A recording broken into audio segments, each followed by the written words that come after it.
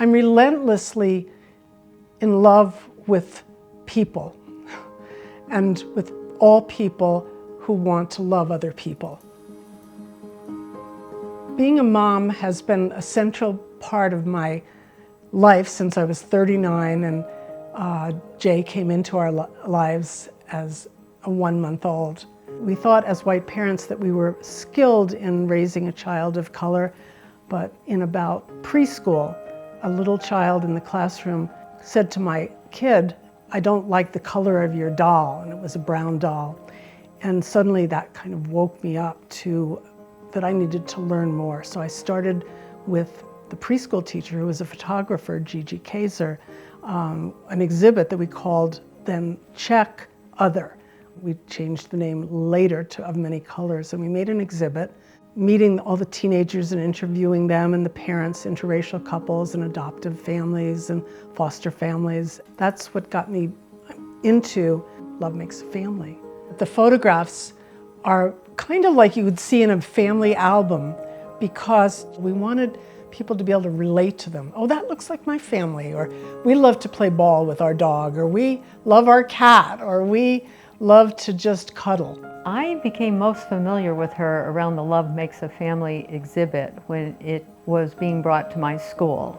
And I had recently come out as their kindergarten teacher, and my principal came to me and said we had this opportunity, and I really respected her work. They were gorgeous pictures. I could see the difference in a child's eyes when they saw their family there. She just looks at populations that need to be spotlighted because they're made up of extraordinary people, and she has this way of seeing everybody's uniqueness and everybody's contribution just by being themselves. You know, we have themes of heteronormativity through all of our lives, like the tropes that we see in children's movies and books and whatnot, and those are the stories that we're told. But I personally don't identify with those stories and archetypes. You know, when people say to me things like, well, you write about different families, I question them. Different than what? To me, this isn't a different family. This is a family. Peggy saw this years ago, this need to make visible what had not been visible. I am thrilled for her to be acknowledged because it's probably been a somewhat lonely path. It was about 1995, and I got a phone call.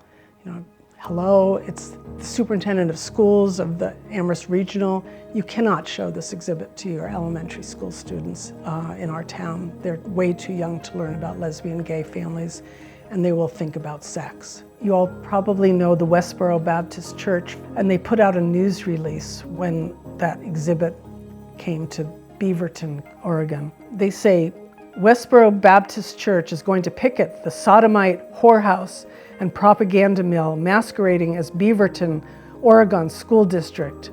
I really woke up to homophobia and transphobia in a huge way because I didn't expect it to happen in our town. And then 5 families sued the schools, and they brought it to federal court. And the judge ruled that the exhibit could go into all of the elementary schools, and so it did. I can't give up.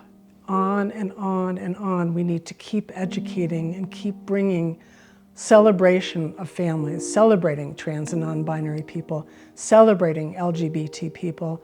It's not that we're all there already. It's not at all, but that we learn about each other. I can't give up being an ally to people who are fighting the good fight for freedom, for equity, for diversity, for inclusion, for love, for kindness. There are all kinds of families when we take time to see. When we look at our families, they're as different as can be. But the fact about a family is that love is the key. Yes, it's love that makes a family.